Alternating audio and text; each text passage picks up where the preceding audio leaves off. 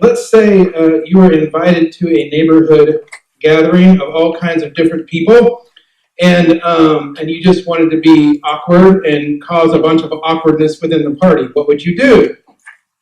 I love awkward stuff. I think there's some topics you could bring up that would make it really awkward and would cause people to kind of, they're munching at the little snack table and they kind of leave the room when awkward things happen. So I think you could talk about global warming or vaccination of our children or global, I already said that, the Boy Scout stuff going on, immigration, any other hot button issues we could talk about that would be really great at a party of people you don't know? Politics, yeah. It just brings everyone together, doesn't it? The one I would think is you could just, in the middle of the party, just say, hey, what do you think about evangelicals? Right? That would be a great word, and then just leave and grab a little more spinach artichoke dip and leave out of the room and see where it goes from there. Now, some of you might be thinking, like, what's wrong with that word? There's some folks I know that cannot stand the word evangelical. Now, I have a little bit of a soapbox. Look, perfect, Diane. I'm going to go on a little bit of a soapbox for a second. It's an interesting word right now that has become so divisive in our culture. It has been abused. It has been misused. It is deeply political. But the root of this word, evangelical, is in Scripture, right? And it's actually a beautiful word, like a lot of words that we use it to mean whatever we want it to mean. So just so you know, I'm not suggesting we all need extra names put on top of ourselves to make us a certain group of Christians. But I do want to tell you that when that word gets thrown around, I want to show you where it comes from. The word is euangelion. It's so fun to say. And I about flunked Greek in seminary, so don't make it, I'm not trying to act smart in front of you. But if you look at it, you can almost see in the Greek the word evangelical, or evangelism. And essentially means the good news. I want to read something to you in Matthew chapter 9, a little bit later than what I'm preaching on tonight. And you're going to see this word in context. Jesus went through all the towns, villages, teaching in their synagogues, proclaiming the good news of the kingdom, proclaiming the euangelion of the kingdom, and healing every disease and sickness. So let me explain this real quick. Jesus is going from town to town, and if there's physical need, spiritual need, he addresses it. And he goes about, and he has this sermon he's preaching, and it's the good news. Do you know essentially what he's telling them? The sermon I've been preaching on the last 3 weeks, the Beatitudes. That's what he's saying. He's going town to town, and he's saying, blessed are the poor in spirit. Like, blessed are the people who are out of breath at the end of the rope. Because at the end of the rope, that's when they can cling on to me. Blessed are the merciful. Blessed are the peacemakers. That's the good news. Now, when people throw that word out there and it's so divisive and you can split up a party in your neighborhood, I don't think we're saying this word, evangelism, evangelistic. And so to get off my soapbox, if that's what we're talking about, that definition of someone who believes what Christ has done on the cross for us, and then we live out this way, extending mercy, being peacemakers, hungering and thirsting for righteousness, I'll take it. Call me that all day long, right? But here's something that's interesting that happens. Now we started saying evangelical Christians. Now, I always joke about this, but that's like saying queso cheese, right? That's redundant, right? Cheese. Christian. So a Christian of any flavor, big church, little church, new church, traditional church, I believe to be a Christian is to receive the good news of Jesus Christ, the euangelion, and to live it out. That your life is shaped by the euangelion, right? So that's what it means to be, I would say, a follower of Jesus. Now, today's text, what Diane was just talking about and what Kathy read, Jesus has just done the Beatitudes describing 8 characteristics of someone whose life is changed by Jesus. That's what the Beatitudes were. And now he's putting arms and legs on that sermon, saying, now here's what it looks like at work.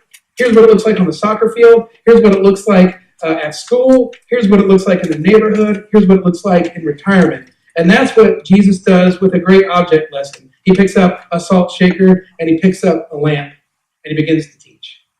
So as we look at this text, and it starts, let me flip back, in chapter 5 at verse 13. And as he starts to call us salt and light, we have to read into this just a little bit. Jesus is defining reality. Jesus is defining reality for us. See, he's looking at the culture around us, and that's where he preaches the Beatitudes, because he's asking, or he's describing a kingdom person, a Jesus-centered person, and the way they're called to live. And part of what he's saying is because other people are not living that way. The world is lacking mercy and peace. You're called to be about making peace and be about mercy. And so part of what Jesus is saying, talking about salt and light, is he's looking around in the culture and he's saying that if salt is to preserve food and meat, he's saying something is decaying. If he's saying something needs light, what is he insinuating? That there's darkness.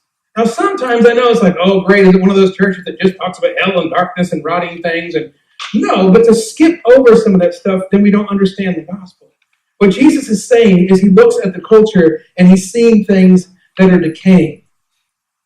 He's seeing people who are disoriented by the darkness. Have you guys ever been in a situation where it's literally dark? I mean, so dark that you actually get dizzy.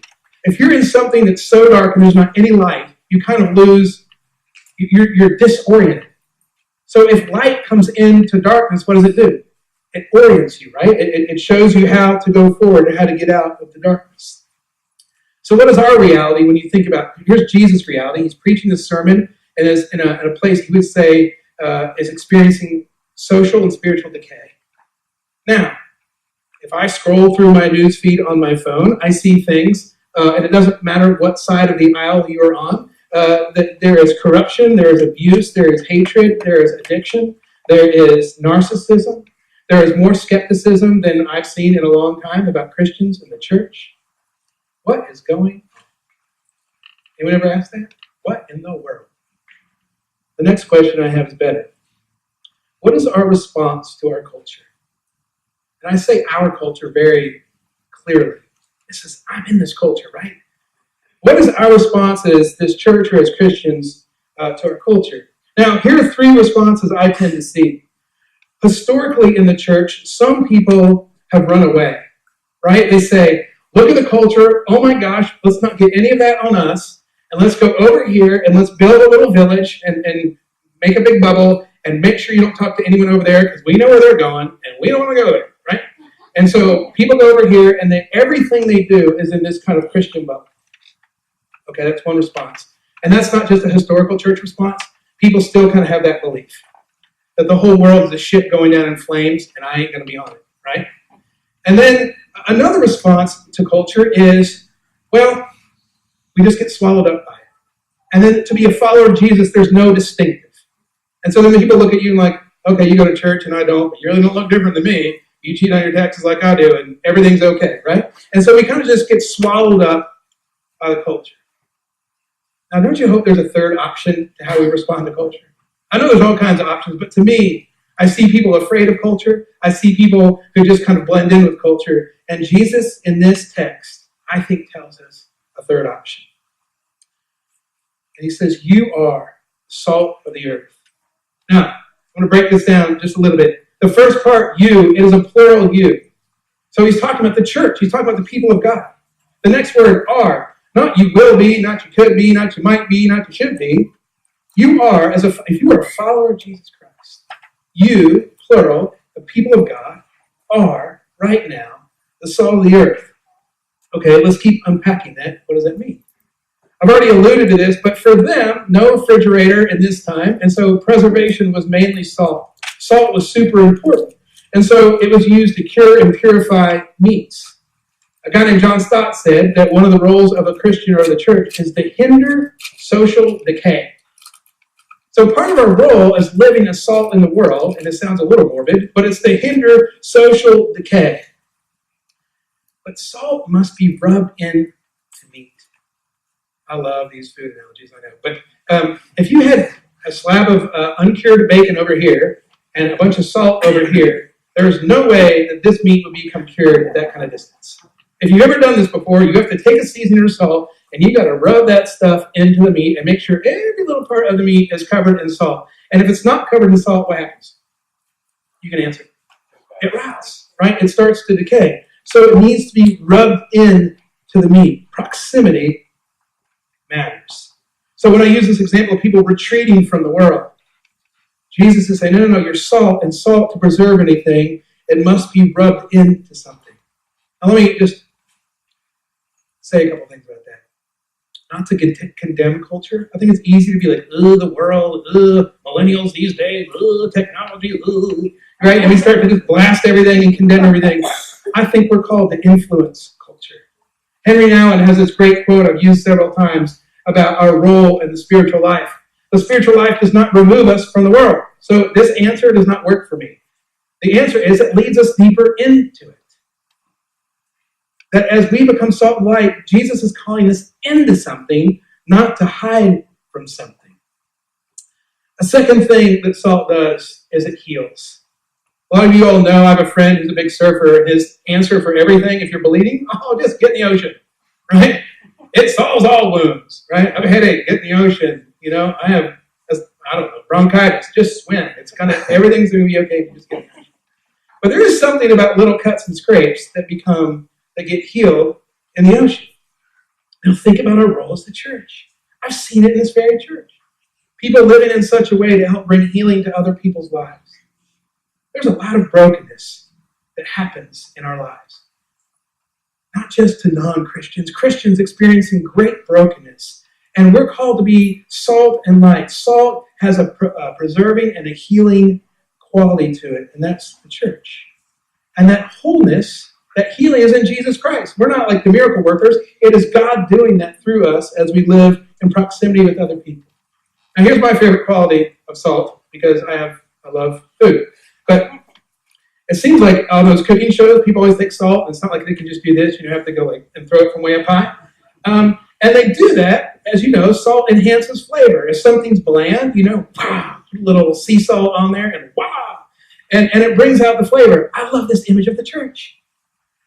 Are we supposed to bring joy to where we go? Wherever we go, the DMV included, wherever we go, I think we're called to bring joy there to an environment that might feel bland. How do we bring the joy, the flavor, bring taste to the places God has sent us? Salt brings flavor to wherever it goes. Salt exists for food in the way that I think disciples exist for the world. It's easy sometimes for churches to organize, and then they become a club, and we make sure everybody in the club's okay.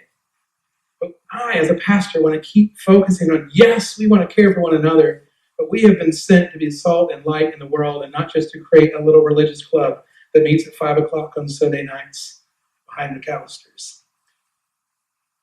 Here's the role of the church based on salt. Preserve, because there is decay. Heal, because there is hurt in our world. And we season, because there's a lack of joy. Can I get an amen? Then Jesus does these warnings, right? So he gives encouragement, and he thinks really highly of us, I think. You're the salt of the earth. Here's what you can do. And this is a great example. But then he gives this warning that he tells us. He basically says, if a salt loses saltiness, it's no good. Now, here's a couple analogies. One is, have you ever eaten something that's way too salty? Like, I love salt, by the way. But something that's super salty, and it's overbearing, right? Christians can be this way. Here's the Bible. Huh? You should go to my church. You should go to my church. Go ahead. Did you read this? I've been praying for you. I've been praying for you. Yeah. And so, I always talk to people who are not Christians and don't go to church. It's always like, well, this aunt I have, she's super religious, and it's just like, bam, bam, bam. So salt can be overpowering. And just like I think salt can lead to high blood pressure, overbearing Christians can lead to high blood pressure too. Amen? Okay, so if that's you, just simmer down. But then what Jesus is really talking about is unsalty salt. So in their culture, again, salt is so important. And unsalty salt is worthless. Scripture says it might as well be trampled under feet because it's really not worth anything. The body, if it doesn't give off salt, what happens to your body if it doesn't give off salt? It becomes bloated. Right? So when a body doesn't give off salt, you kind of get like this, and your joints don't work, and you're kind of like that. Churches can be like that too. If we are not salty, right, living out, preserving, healing, bringing joy, then we just kind of become about ourselves, and we become bloated churches or bloated Christians, and our joints don't work very well. That's what Jesus has called us to live, as salt and light. Brennan Manning has a quote I want to share with you. It's probably one of his best. It's about being a bloated Christian, maybe. The greatest single cause of atheism, or people not believing in God, in the world today is Christians who acknowledge Jesus with their lips and walk out the door and deny him by their lifestyle. That's what an unbelieving world simply finds unbelieving. Folks, Jesus has called us to not just worship him with our lips, but with our legs.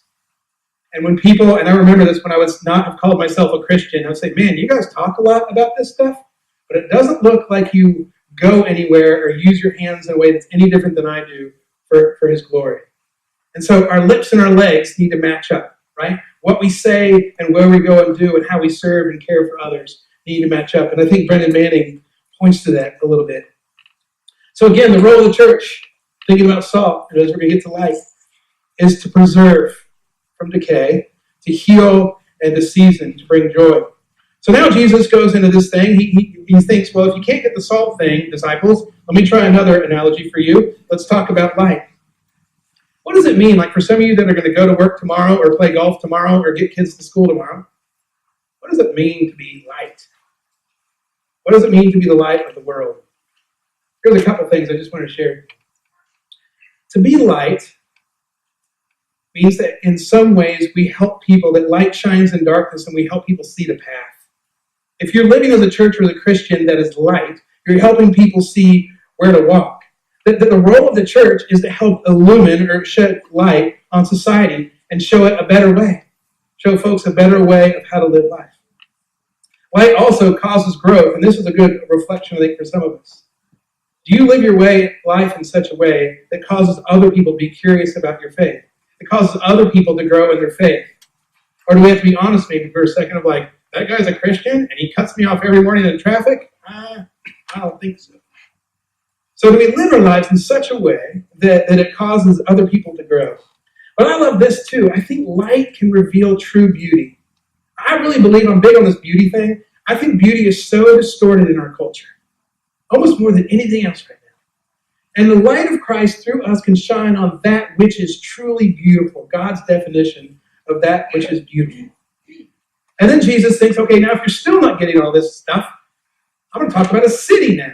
And when he first talks about a city, he's really talking about Jerusalem, a city on a hill. And if you've seen it, that's what it looks like. You go to Jerusalem, there's lights everywhere, so that you can see Jerusalem from miles and miles around.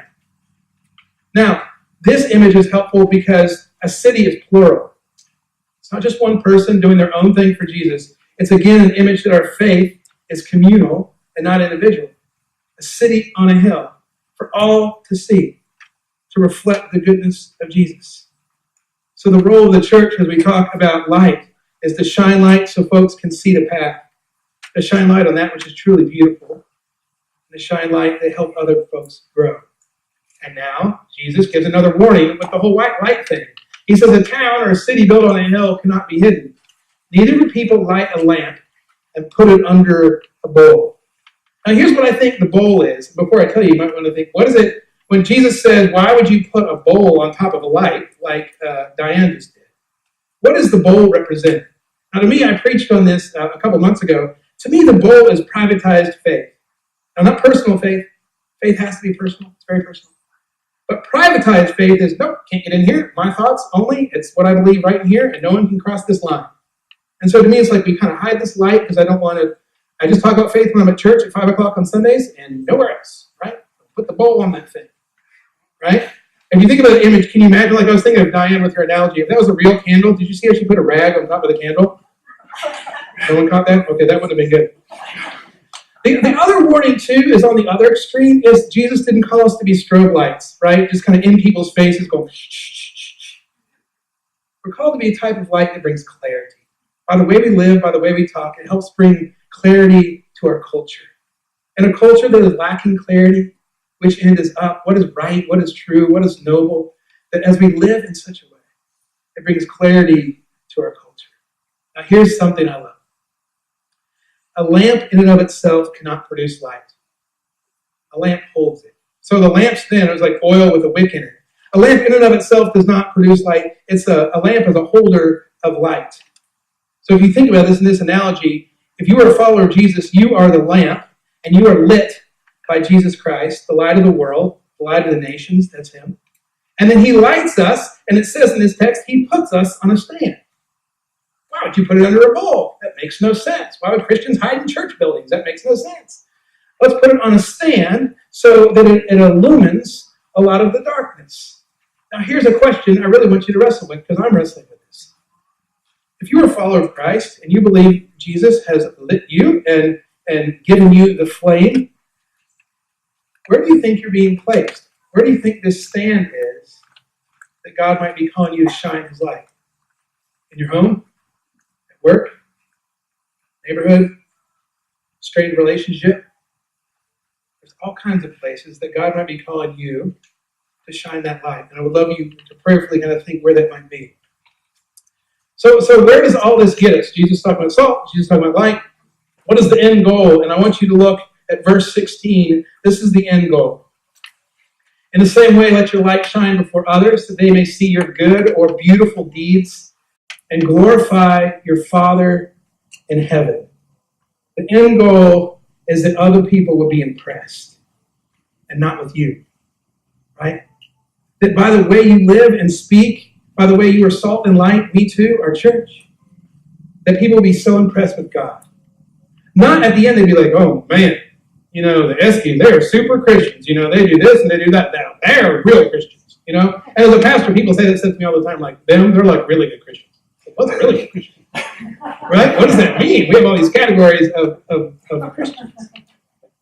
And so it's not that we look at them, it's that we look through them to see God.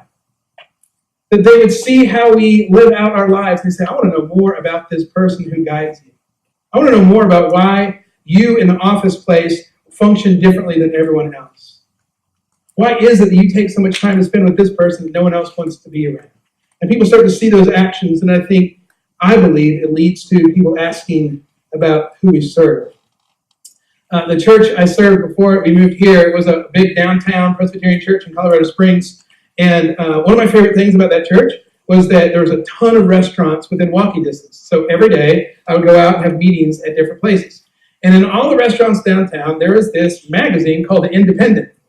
And The Independent was this kind of publication that was like underground, you know, anti-establishment type thing. And it would tell you where like all the best concerts and bars and tattoo shops and whatnot. And was fairly critical of almost everything that I tried to live for in my life. You know, it was against almost everything I believed in. And I loved reading it. Like, so every time I eat, I'm like, man, what are they saying about us now? Like, oh, that's interesting. And I would just read these things. So one time a year, they'd always have the best of category. So again, the best tattoo shop, the best place to get your nose pierced, the best bar, all that stuff. And then they added a category in 2012, best church in the city. I'm like, really? It just doesn't seem like that magazine would add that. And so I'm thinking, well, what church made this list? Because this magazine is fairly anti-church. And it was the church I worked at. And I thought, oh, this is a typo. Like, this can't be right. Not our church. I mean, we're a big downtown old church. We're more conservative, evangelical type of stuff. Like, you all got to hate us. So that day, I found out who worked at The Independent, this place, the newspaper, and I remember emailing, calling, like, I need to make sure we get this typo straight, because I don't think you meant to put my church in there. And finally, I got back why they voted our church best church in town, and the answer from the person at The Independent was priceless. They said, don't be confused. We really disagree with some of the things you guys are about, but we think you do more good in our community than any other organization. We think you care for the homeless better than anyone else downtown that we know of. We think you're more about these other things that we care about than anyone else we can think of. And the guy kind of said, it kind of pains me to say it. You know, he's like, ugh. But you all are doing it. And I love that. We don't agree with everything you say, but we're having a hard time. We see your actions and we can't dismiss it. But you all are being salt and light in the community. As a church, we need to reimagine our role in this community. It's not to curse it. It's not to run away from it. That God has called the church to be an agent of redemption and restoration. Redemption and restoration, reconciliation, all those RE words that bring things back into right relationship. Restoration, something bring it back to its original purpose that God made it to be. That's what we do. We don't just show up and sing a couple songs. No, everything we do throughout our 7 days a week is we are working to be a part of the agents of restoration and redemption in the name of Jesus Christ. That's what he's called the church to be about. So in this whole Sermon on the Mount, and I'm going to close with this, Jesus is basically describing what new creation looks like. So someone who is new in Jesus Christ, this is what they look like, salt and light. He's describing essentially a new king, because there's a new king in town. His name's Jesus. And there's a new kingdom. There's a new way of doing things. That's the Sermon on the Mount. That's the Beatitudes. There's a new kingdom that's much different than the kingdom it was placed into. And so I started thinking, like, in our community, what does it look like for people to actually be a part of this new kingdom, God's kingdom, to be salt and light? And here's a couple of things that I've written down, and I'll close. There's some folks in this church I know who have great conflict with people. They're in a relationship right now where there's conflict, and I can guess that these people would love to ignore the people they're in conflict with, or they'd love to retaliate. But I'm watching them begin a journey to forgive and to reconcile in this church. And that's not easy. You know, those family relationships or work relationships have been tense for a long time. I know some folks in here that are working to reconcile, to make those right. This is what it means to be salt and light in God's kingdom. I know several folks in this place who are in several tax brackets. You know what I mean by that? And they have used their money, whatever amount it is, to extend mercy by paying bills of others, by buying groceries, and a whole list of other things I've seen in here. This is what it means to be salt and light in God's kingdom. Some folks in this place have gotten out of their comfort zones to creatively share about their faith in Jesus Christ with those who don't believe. They've actually taken the time to listen to others, to sit with them, and to respond to the hard questions that people have about our faith. This is what it means to be salt and light in God's kingdom. Each time you love somebody, each time you include somebody who's lonely, each time you encourage someone who's defeated, every time you speak up when someone is wandering off the path of faith, every time you serve the under-resourced, you are acting as salt and light in God's kingdom. Now back to my beginning thing. What is euangelion? What is the good news? That's the good news. That's the good news of Jesus Christ lived out by folks who have received the good news, responded to the good news, so that others may be impressed with God, not with us. Amen? Let me pray. Lord Jesus, let it be so with your word. I pray that your word would continue to stretch us, not that we build up facts about you, but our lives will be shaped by you and changed by you. We pray this in the strong name of Jesus, and all God's people said, amen.